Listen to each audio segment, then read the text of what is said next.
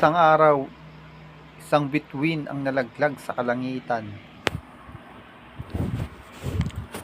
Ala-ala ng aking mga mata, kinang ng kanyang kagandahan ang nagsisilbing saklay ko saan man ako magpunta.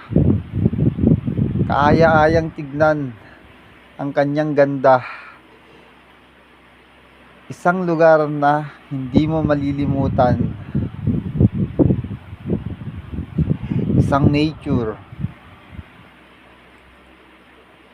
Isang tanawin na makikita mo sa dictionary.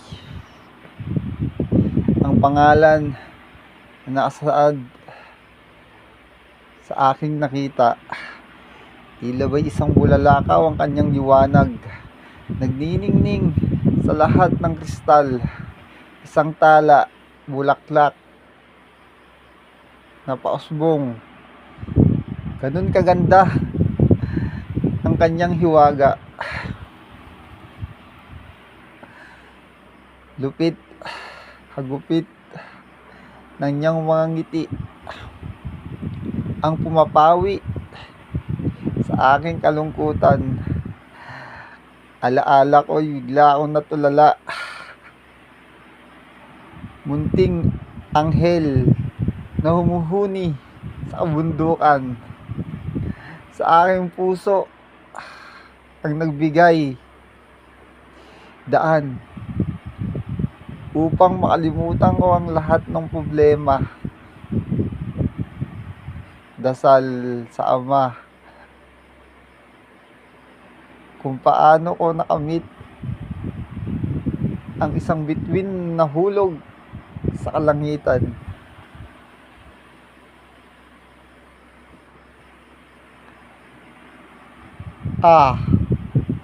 Ngitan. Bigla akong naisip muli ang mga nakaraan. Dahan-dahan bumabalik ang mga pinta ng mga larawan. Pagbukas ng libro, unang pahina ng ating mga ninunuan, Paul's Chocolate Hills. Hagdan-hagdan pala yan. Bulkang Mayon. Mga tanawin na naiiwan ng ating mga ninuno na hanggang ngayon ay iniingatan natin. Maasiyahan na may iwan mo kapag ito'y iyong pupuntahan. Dahan-dahan pumapasok sa isip ko ang tuwa kapag ito'y aking nasilayan. Agila, lumilipad ang aking diwa. Pakpak niya'y lumilipad na para'y animoy isang anghel na umaawit ang kanyang tinig na nakakapawi ng bighati. Hati-hati ang mga opinyon ng mga tao sa ngayon noon.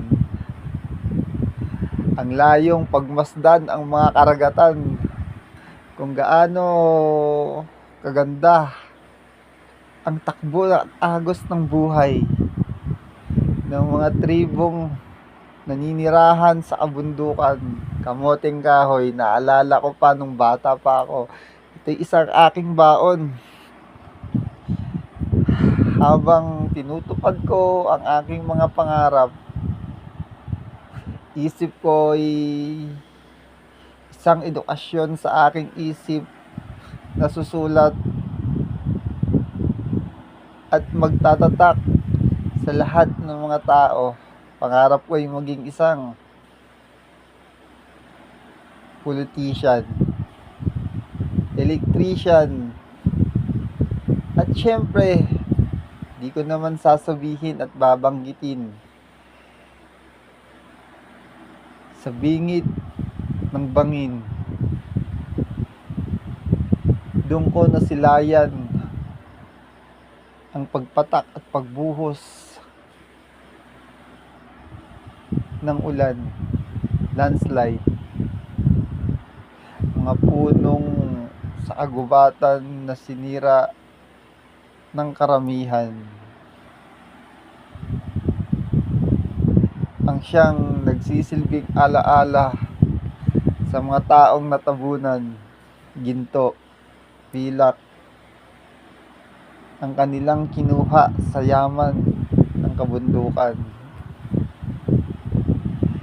Gusto ko itong agapan, ngunit simple lang akong tao at hindi naman ako isang kakilala. Ito'y aking tinutula na lamang upang sa himagsikan na pinaglaban ni Lapu-Lapu at ni Andres Bonifacio at ni Jose Rizal, ang siyang nagsisilbing aral sa aking katalinuhan, magiting na magdirigma sa tula at kaisipan, ang aking kayamanan.